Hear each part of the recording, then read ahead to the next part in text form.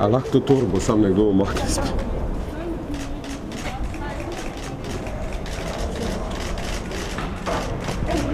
Zdravo.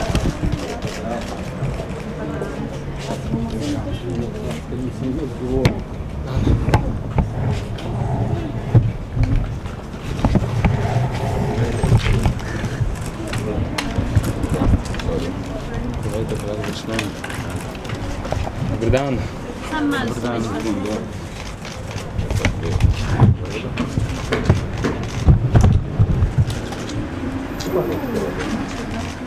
Jaz se vam zahvaljujem za prisotnost in bi želel povedati nekaj besed glede mojega odstopa z mesta, z kandidature za mesto veleposlanika v Zagrebu.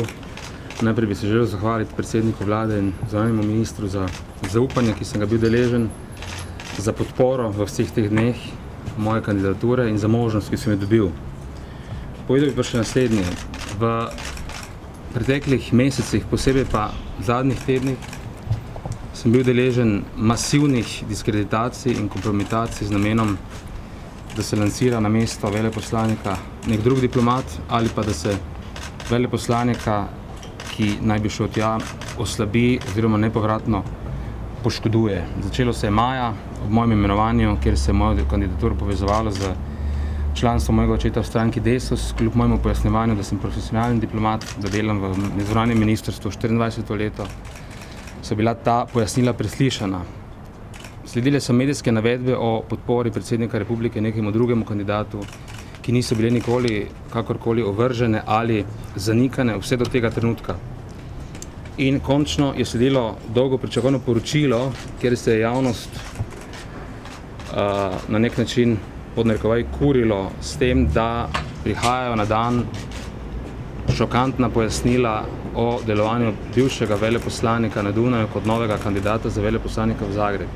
Izkazalo se je, da v tem poročilu ni bilo ničesar, kar bi kakorkoli zaviralo, oviralo ali škodovalo moji kandidaturi za mesto veleposlanika v Zagrebu.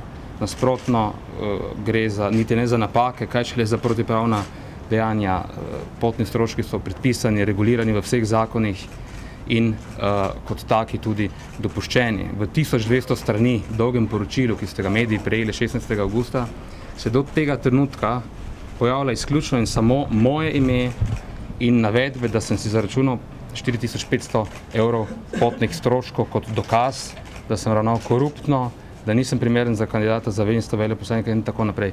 Mislim, da tukaj naključij ne more biti, tudi če jih še tako iščemo. Vsled vsega sem po tehtnem premisleku že pred nekaj dnevi se odločil, da ponudim odstop oziroma da odstopim z mesta kandidata za veleposlanika Republike Slovenije na Hrvaškem. V tem trenutku Slovenija potrebuje posebej na Hrvaškem močnega ambasadorja, ki ima podporo celotnega državnega vrha, zaradi tega, ker nas čakajo za sosednjo državo nelahki trenutki. Tega zaupanja in te podpore, kot je razvidno tudi z vašega poročanja, jaz nimam. Zato, če obstaja kandidat, ki jo ima, kot berem, jo ima, naj dobi priložnost. Za konec mi dovolite še nekaj besed o tej celotni zadevi. V zunanjem ministrstvu sem 24 let. Delal sem vse, kar se je dalo delati. Bil sem pri vseh zunanjepolitičnih velikih zgodbah te države, z njo doživljal uspehe, neuspehe, lepše in manj lepše trenutke. Mislim, da si tega, kar se tretji teden počne z menoj, enostavno nisem zaslužil. Tudi zaradi tega iz te zgodbe izstopam, posebej ob zavedanju, da bi se te diskreditacije, kompromitacije, oviranje v delu na nek način nadaljevalo tudi še naprej. In mislim, da si tega, predvsem ta država, nenazadnje tudi jaz, ne zaslužimo. Hvala lepa. Vprašanje ali dva, nič več.